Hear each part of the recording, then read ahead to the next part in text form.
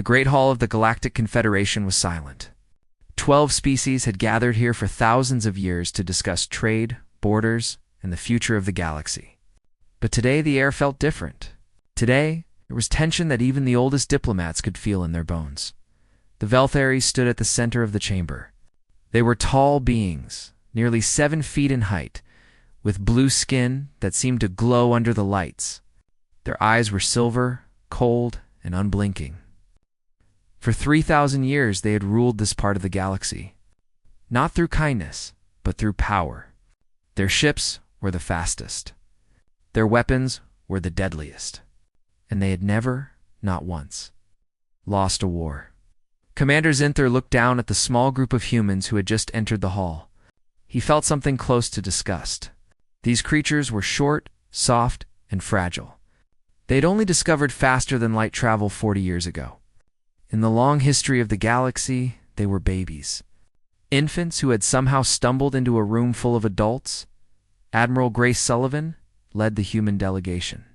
She was a woman in her mid-50s with gray hair cut short and practical. Her eyes were brown and calm. The eyes of someone who had seen many things and was not easily frightened. Beside her walked Captain Daniel Price, a younger officer with a reputation for creative thinking. Behind them stood a dozen diplomats and military advisors. The Velthari had called this meeting to address what they called the human problem. 3 human colony ships had been discovered in the Outer Rim, a vast region of space that the Velthari had claimed centuries ago. They had never actually settled these worlds. They had never built cities or stations there. But they had planted their flag, and that was enough. Zinther raised one of his 4-fingered hands. The chamber fell even more silent. "You have entered our territory without permission," he said.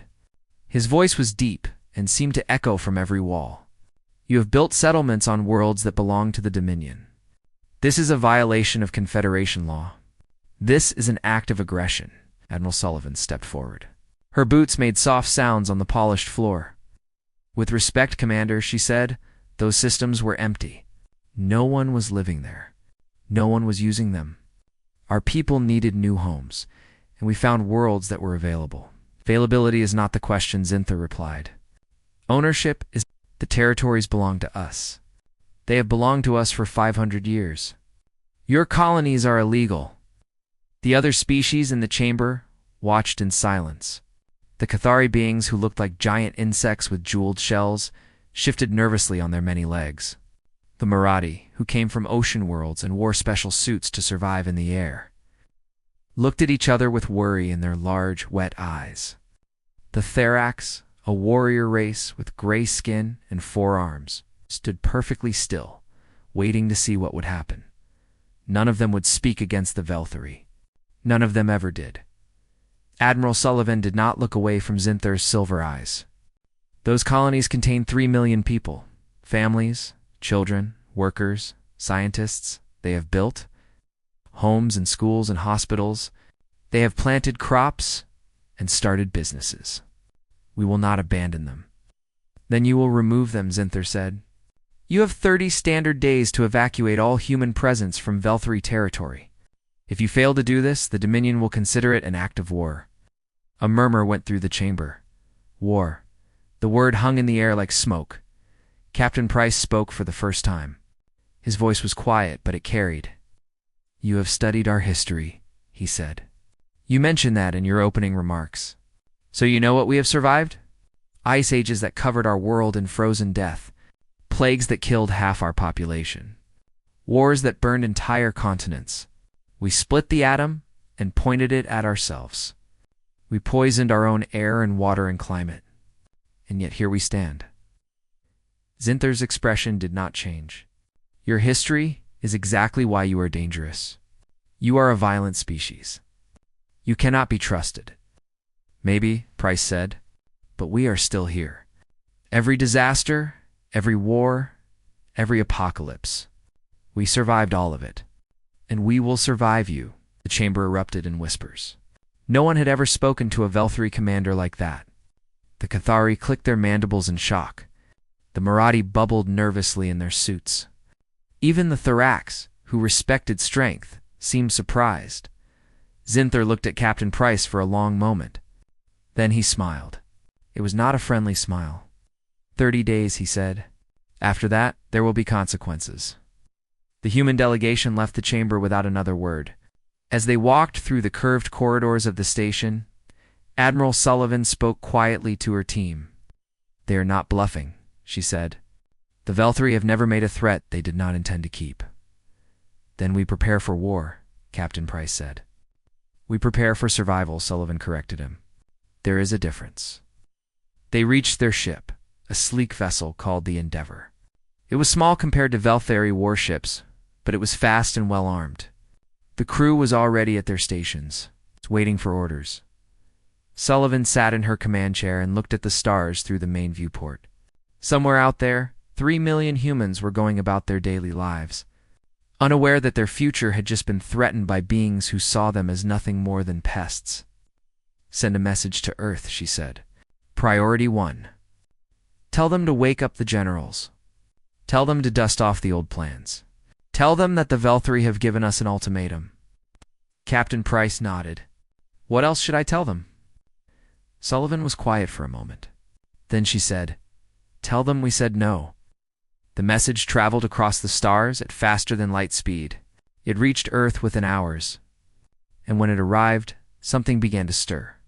In bunkers beneath mountains and in laboratories hidden in remote places, men and women who had been waiting for this moment began to make preparations. The Velthri believed they were dealing with a young and foolish species. They believed the humans would see reason, would recognize the overwhelming power of the Dominion, and would retreat. They believed what every other species had believed. They were wrong. On the colony world of Haven's Rest, a young woman named Megan Torres looked up at the night sky.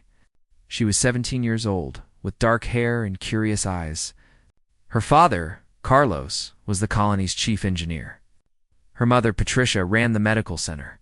They had come here for a better life, away from the crowded cities of Earth. Megan did not know what was coming. She did not know that in 30 days her world would be at the center of a war that would change the galaxy forever. She only knew that the stars were beautiful tonight, and that somewhere out there, among all those distant lights, something was about to happen. She was right. Deep beneath the Rocky Mountains, in a bunker that had been built to survive the end of the world, the leaders of humanity gathered around a long table. The room was cold and lit by harsh white lights. Maps covered the walls, showing the positions of fleets and colonies across human space. President Marcus Cole sat at the head of the table. He was a tall man, with tired eyes and gray at his temples. The weight of what was coming pressed down on him like a physical thing. The Velthri have given us 30 days, he said. 30 days to abandon 3 million of our own people. That is not going to happen.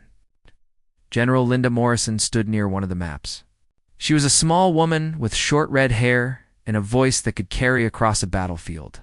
She had been fighting for humanity her entire adult life. First in the border conflicts of the outer colonies, then in the defense fleet. Now she commanded everything. Their fleet outnumbers ours 10-1, she said. Their weapons are more advanced. Their shields are stronger. Their ships are faster. By every measure that matters in space combat, we cannot win a direct fight against them, and we do not fight directly, said Dr. Samuel Park. He was the head of advanced research, a quiet man who spent most of his time in laboratories developing things that seemed like magic to everyone else. We fight like humans. The room went silent. Everyone knew what those words meant. Humanity had a dark gift. Throughout their history, they had found new and terrible ways to destroy each other. From the first stone tools used as weapons to nuclear missiles, from poison gas to engineered plagues, humans had always been creative when it came to death. It was not something to be proud of, but it was something that could be used. What do you have for us? President Cole asked. Dr. Park activated a holographic display. Images appeared in the air, showing diagrams and schematics. The Velthari have not fought a real war in 3,000 years, he said. Their technology is advanced, but it has not changed in centuries. They build the same ships, use the same tactics, follow the same strategies. They have become predictable. We are not predictable. General Morrison said with a thin smile. No, we are chaos. We adapt. We improvise. We do things that make no logical sense, and somehow we win anyway. That is our advantage. On Haven's Rest, the colonists had received the news. The Velthari were coming. They had less than a month to prepare. Carlos Torres worked without sleep for 3 days straight. He and his engineering teams were converting the colony's power grid into something new. A planetary shield generator. It should not have been possible with their limited resources. But Carlos had learned his trade in the slums of New Detroit, where you built what you needed out of whatever you had. It will hold, he told the Colony Council. Maybe not forever, but long enough. His daughter Megan watched him work. She brought him food when he forgot to eat and coffee when he started to fall asleep at his desk. She was scared, though she tried not to show it. "Dad," she said one night, "are we going to die?" Carlos put down his tools and looked at her. His eyes were red from exhaustion, but his voice was steady. "Maybe," he said, "I am not going to lie to you. What is coming will be hard. But listen to me. Your grandmother survived the great collapse of 2089. She lost her home, her family, her entire country. She had nothing left. And she rebuilt everything. Started over from scratch? That is what humans do. We survive. We rebuild. We keep going. What if we cannot win? Then we make them pay for every inch of ground. We make the cost so high that they will think twice before coming after us again." He took her hand. "That is the human way. We do not give up. Ever." Back on Earth, Captain Daniel Price was assembling his team. He had been given a special mission: gather intelligence on the Velthari fleet and find weaknesses that could be exploited. His team was small, but skilled. Lieutenant Amy Chen was a linguistic expert who had spent years studying alien communication systems. She could break codes and translate languages that most humans had never heard of. Sergeant Victor Ruiz was a veteran soldier, a man who had fought in 3 wars and survived wounds that should have killed him. Dr. Helen Gray was a xenobiologist who understood how alien minds worked. Met in a briefing room aboard the Endeavour.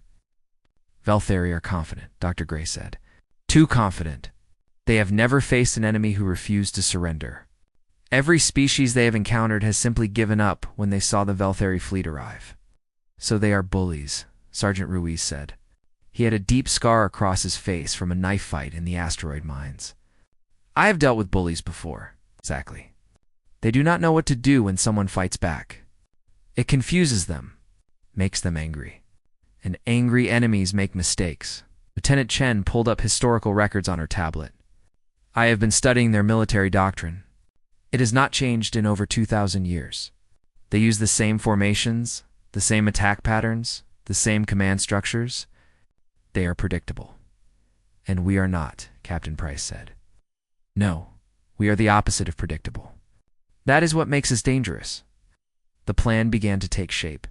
Small strike teams would be deployed across Velthari territory. They would hit supply lines, destroy communication relays, and attack isolated outposts. They would never fight the main fleet directly. Instead, they would wear the enemy down, piece by piece, till the cost of war became too high. It was called guerrilla warfare. Humans had been practicing it for thousands of years. On the colony worlds, the civilians were being trained. Every man and woman who could hold a weapon was taught how to use it. Every child who was old enough to run was taught the escape routes to the underground shelters. The colonies would not go quietly. If the Velthari wanted these worlds, they would have to bleed for them. Megan Torres signed up for combat training the day she turned 18. Her parents protested, but she would not listen. "You taught me to fight for what matters," she told them. "This matters." Admiral Sullivan watched the preparations from her ship. The humans were working together in a way they rarely did. Old enemies became allies. Old grudges were forgotten. When faced with extinction, humanity found a unity that had eluded them for most of their history. "We are ready," she said to Captain Price. "No," he replied. "We are never ready. But we will fight anyway. That is what makes us human." 20 days remained until the deadline. The Velthari fleet was gathering at the edge of human space, 2,000 warships gleaming in the darkness between stars. Commander Zinther was certain of victory. The humans would break. They always broke. Every species did eventually. He did not understand what he was facing. He did not know about the shelters being dug beneath colony cities. He did not know about the weapons being assembled in secret laboratories. He did not know about the men and women who were ready to die rather than surrender. He would learn soon enough. The 15th day of the ultimatum arrived with cold certainty. Commander Zinther stood on the bridge of his flagship, the Eternal Dominion, and looked out at the gathered might of the Velthri fleet. 2,000 warships floated in perfect formation, their hulls gleaming with power, their weapons charged and ready. He had expected the humans to surrender by now. That was what species did when faced with overwhelming force. They calculated the odds, recognized the impossibility of victory, and chose survival over extinction. It was logical. It was rational. But no surrender had come. Instead, Admiral Sullivan had sent a single message across all frequencies. We do not abandon our own. Zinther felt something he had not felt in centuries. Annoyance. These creatures were too stupid to know when they were beaten. Send a task force to Haven's Rest, he ordered. 50 ships. That will be enough to make an example. The task force broke away from the main fleet and jumped into hyperspace. Their destination was a small colony world on the edge of human territory. 300,000 people lived there. Farmers, engineers, doctors, teachers, families who had traveled across the galaxy looking for a new home, the Velthri. Ships emerged from hyperspace, like predators arriving at a wounded animal. They expected no resistance. Their sensors showed a small colony with minimal defenses. This would be over in hours. They were wrong. Captain Daniel Price watched the enemy ships appear on his tactical display. He was in a bunker beneath the main colony settlement, surrounded by communication equipment and monitoring systems. Beside him, Megan Torres sat at the communications console, her hands steady despite the fear she felt. 50 ships, Price said quietly. Just like we predicted. Is that good or bad? Megan asked. It means they underestimate us. That is always good. The Velthri commander, a sub-commander named Velrath, broadcast a message to the planet's surface. Colonists of Haven's Rest. His voice echoed through every speaker on the planet. You have 1 hour to surrender. Lay down your weapons. Gather at designated collection points. You will be evacuated and relocated. Resist, and you will be destroyed. No response came. Velroth waited. 15 minutes, 30 minutes. Still nothing. They are afraid, he told his officers. They are hiding in their shelters, hoping we will go away. Begin the bombardment. Target their power facilities first. Velthri ships descended through the atmosphere. Their weapons powered up, ready to rain fire on the helpless. Colony below, and then the sky lit up with energy. The planetary shield activated with a sound like thunder. It spread across the colony in a dome of shimmering light, covering every building, every street, every person. The Velthri weapons struck the shield and dispersed harmlessly into the atmosphere. On the bridge of his ship, Velrath stared at his display in confusion. This is impossible, he said. Their technology cannot produce shields of this strength. Our intelligence reports were wrong, his weapons officer said quietly. Before Velroth could respond, alarms began to sound throughout the ship. Contacts were appearing on every sensor, emerging from asteroid fields and debris clouds where they had been hiding for days. Human fighters. Hundreds of them. Small, fast, deadly. They came from every direction at once, swarming the Velthri ships like angry insects. Their weapons were not as powerful as Velthri guns, but they did not need to be. They targeted engines, sensors, and communication arrays. They aimed for weak points that Velthri. Designers had never bothered to protect because no enemy had ever gotten close enough to exploit them. The battle was chaos. Velthri ships were built for fleet engagements, for long-range bombardment and orderly formations. They were not designed to fight enemies who appeared out of nowhere, attacked from impossible angles, and vanished before they could be targeted. Captain Price coordinated the defense from his bunker, giving orders to squadron leaders across the system. Alpha Wing, target their lead ship's engines. Beta Wing, I need those communication relays destroyed. Gamma Wing, protect the orbital stations. Do not let them get reinforcements. Megan Torres relayed the messages, her voice clear and steady, despite the explosions she could hear in the distance. The shield was holding, but it would not last forever. They needed to win this fight before it failed. In the sky above the colony, Velthari ships were burning. Velroth watched in horror as his task force was torn apart. Ships that had seemed invincible hours ago were now drifting hulks, their crews dead or dying. He had lost 15 vessels in the first hour, then 20, then 30. All ships, retreat. He shouted into his communicator. Fall back to hyperspace coordinates. The surviving Velthari ships turned and ran. 13 of them made it into hyperspace. 37 did not. The Battle of Haven's Rest was over. The humans had won. On the surface, the colonists emerged from their shelters and looked up at the sky. Debris was falling through the atmosphere, burning like shooting stars. Velthari debris. Enemy debris. Megan Torres stood beside Captain Price outside the bunker entrance. Her ears were still ringing from the hours of combat. Her hands were shaking now that the adrenaline was fading. But she was alive. They were all alive. We did it, she said. The words did not seem real. We did, Price agreed. But this was just the beginning. They will come back with more ships. More weapons. They will not underestimate us again. On the bridge of the Eternal Dominion, Commander Zinther received the report from Subcommander Velrath. The human's voice trembled as he described what had happened. The shield that should not have existed. The fighters that appeared from nowhere. The complete destruction of 2/3 of his task force. Zinther listened in silence. When Velrath finished, the commander spoke a single word. Turn. He stood at the viewport of his ship and looked out at the stars. For the first time in 3,000 years, the Velthari had lost a battle. Not a minor skirmish. Not a training accident. A real battle against a real enemy. The other species of the Confederation would hear about this. They would begin to wonder if the Velthari were truly as powerful as they claimed. They would begin to question their obedience. This could not stand, Admiral. Sullivan's voice came across the communication channels. It was broadcast on all frequencies, meant to be heard by everyone in the galaxy. This was your first lesson, she said. There will be others. We suggest you reconsider your ultimatum. Zinther's hands curled into fists. These humans, these insects, they dared to speak to the Velthari this way. Prepare the entire fleet, he ordered. We are going to war. The next phase of the conflict was about to begin, and it would be unlike anything the galaxy had ever seen. The Velthari High Council had not met in emergency session for over 500 years.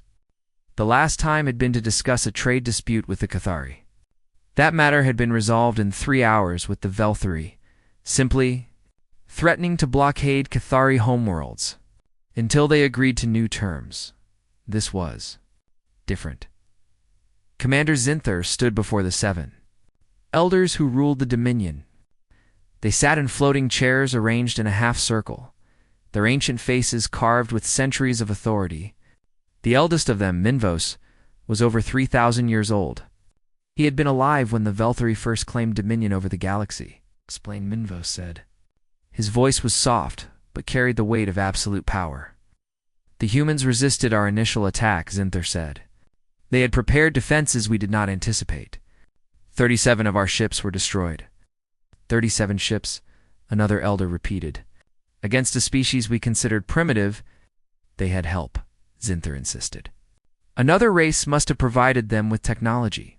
Perhaps the Thorax or the No, Minvos interrupted. We have investigated. The humans built those defenses themselves. Using their own technology, their own minds. He paused. We have been studying them, their history. What we found is disturbing. The holographic display activated in the center of the chamber. Images began to appear. Cities burning. Soldiers marching through ruins. Weapons that could destroy entire nations in a single flash of light. They call this World War I, Minvo said. It happened on their planet over 900 years ago. They killed 17 million of each other in 4 years, using chemical weapons, machine guns, bombs dropped from flying machines. The images changed. More destruction. More death. World War II? 60 million dead. They split the atom and used it against their own species. 2 cities destroyed in seconds. More images. Wars in jungles. Wars in deserts. Wars in frozen wastelands. Humans killing humans in every environment their planet could offer. They have been doing this for 10,000 years, Minvos continued. Not in small numbers. Not in isolated incidents. In vast, organized campaigns of destruction, millions dead. Tens of millions. Hundreds of millions. Zinther shook his head. This proves nothing except that they are violent animals. It is more reason to destroy them, not less. No, Minvo said quietly. You do not understand. Every other species we have encountered chose peace when given the option. The Cathari surrendered rather than fight. The Marathi negotiated. Even the Thorax, who value combat, accepted our dominion when they saw our strength. They all chose survival over conflict. He leaned forward in his chair, his silver eyes fixed on Zinther. The humans chose war. Again and again. Against each other, against their own planet, against logic itself, and they survived. Every time, they did not simply endure their violence. They evolved with it. It made them stronger. On Earth, a different kind of meeting was taking place. President Marcus Cole had gathered his military commanders and scientists in the mountain bunker. The first battle had been won, but everyone knew it was just the beginning. The Velthari would return with their full fleet. 2,000 warships against humanity's 200. We cannot match their numbers, General Linda Morrison said. We cannot match their firepower. But we do not need to. We just need to make this war too expensive for them to continue. Dr. Samuel Park presented his analysis. The Velthari have grown comfortable. Their weapons have not been upgraded in 1,000 years. Their tactics have not changed in 2,000. They expect overwhelming force to solve every problem. They have never faced an enemy who refused to surrender. So we do not surrender, Captain Daniel Price said. And we do not fight on their terms. We make them fight on ours. The strategy was called asymmetric warfare. Humans had been practicing it for their entire history. Small forces using speed, surprise, and cunning to defeat larger enemies. David against Goliath. Guerrillas against empires. Strike teams were assembled. Each team consisted of a few dozen soldiers equipped with fast ships and specialized weapons. Their targets were not Velthari battleships, but the infrastructure that supported them. Supply depots, communication relays, fuel stations. Isolated outposts, they would hit fast, cause maximum damage, and disappear before the enemy could respond. Captain Price led the first major operation himself. His team targeted a Velthari supply depot in a system called Veltar 7. The depot held fuel and ammunition for an entire sector of the Velthari fleet. Remember, Price told his team before they launched, "We are not here to win a battle. We are here to make them afraid." The attack was perfectly executed. The strike team entered the system disguised as cargo ships, their weapons hidden and their energy signatures masked. By the time the Velthari realized what was happening, it was too late. The depot exploded in a burst of fire that could be seen from the next planet. Similar attacks happened across Velthari space. Communication relays went dark. Supply lines were severed. Isolated outposts went silent and were found empty when Velthari patrols finally arrived to investigate. Commander Zinther received reports of these attacks with growing frustration. His officers were paranoid. His soldiers were demoralized. Every shadow seemed to hide a human strike team. "They are ghosts," one of his captains said. "They appear from nowhere, strike without warning, and vanish before we can respond." "They are not ghosts," Zinther replied. "They are pests, and we will exterminate them." But the attacks continued, and something else began to happen. Something Zinther had not anticipated. The other species of the Confederation were watching. The Cathari. who had been loyal servants of the Velthari for millennia, began secretly sharing intelligence with human agents. They provided patrol schedules, fleet positions, and communication codes.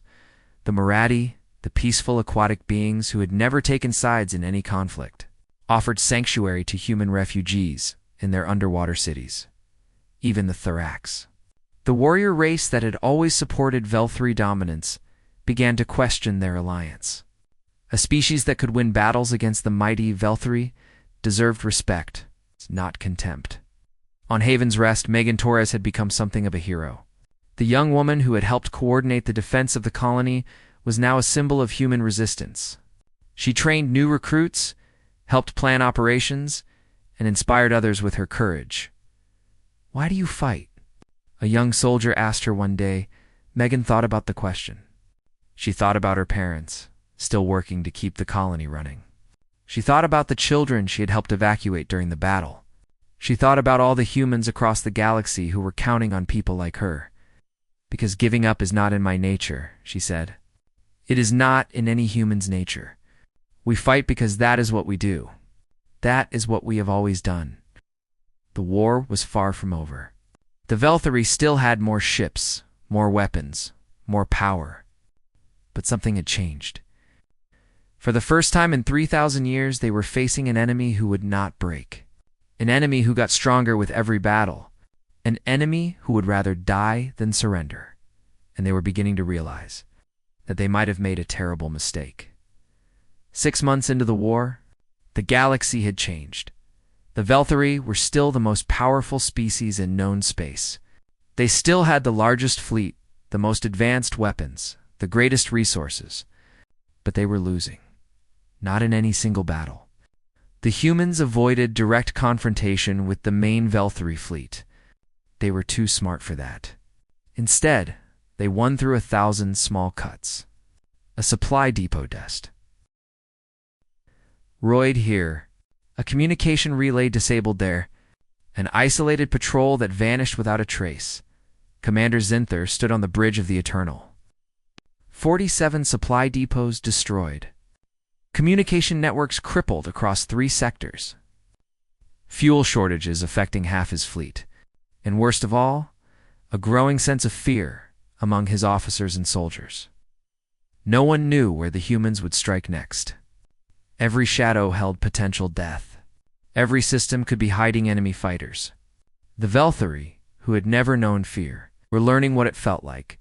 The other species of the Confederation had noticed. The Cathari were now openly providing intelligence to human forces.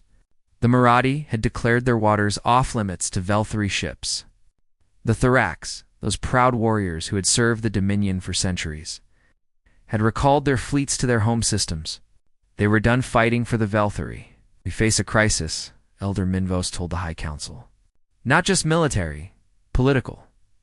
The other species are watching us fail. They are beginning to wonder if we are truly as powerful as we have claimed. Then we must crush the humans completely," Commander Zinther said. "Make an example so terrible that no species will ever question us again." "How?" Minvos asked quietly. "Every attack we launch, they counter. Every trap we set, they escape. We have committed half our fleet to this war, and we have nothing to show for it except dead soldiers and burned ships." He activated a holographic display. A recording began to play. It was a human broadcast. It was transmitted across all Confederation frequencies. Admiral Grace Sullivan stood before a crowd of human soldiers. Her gray hair was shorter now, and there were new lines on her face. But her eyes were the same, calm, determined, unbreakable. "They called us primitive," she said. "They called us animals. They said we would break. But they do not understand what we are." She paused, letting the words sink in. "We are the species that crawled out of caves and reached for the stars. We are the species that survived our own worst instincts and kept going.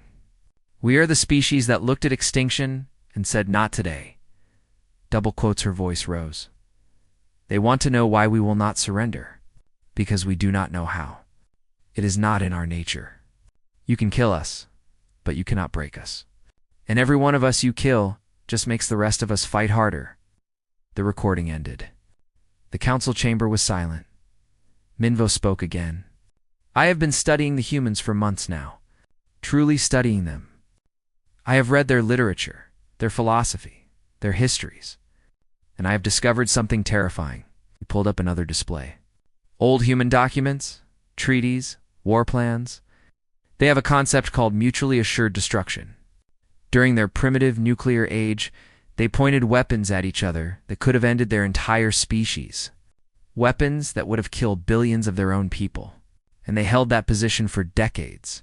Cynthia frowned. That is madness, as Minvos agreed.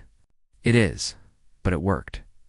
No one launched those weapons because everyone knew that using them meant total destruction for all sides. He looked at Zinthor with ancient eyes. They were willing to die. All of them. Every man, woman, and child on their planet. Rather than let an enemy win, the elder's voice dropped to a whisper. They are not like us, Commander. We preserve ourselves. We calculate risk and reward. We make logical decisions based on what benefits the Dominion. But humans will burn their own worlds to ashes before they let an enemy take them. That is not courage. That is something far more terrifying. It is faith. Faith in themselves. Faith in their species. Faith that even if they die, their children or their children's children will somehow find a way to survive and win.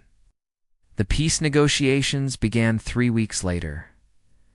The treaty was signed on Nexus Prime. In the same chamber where the conflict had started, Admiral Sullivan represented humanity. Elder Minvos represented the Velthari. The terms were simple.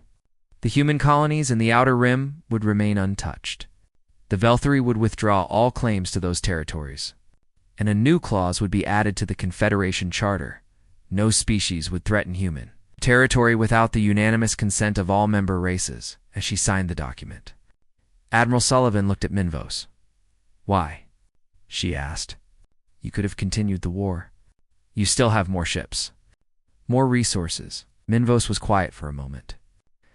Then he said, because we finally understand what we are facing. A species that cannot be defeated because it refuses to accept defeat. A species that grows stronger through adversity. A species that will never, ever stop fighting. He picked up his own pen and signed the treaty.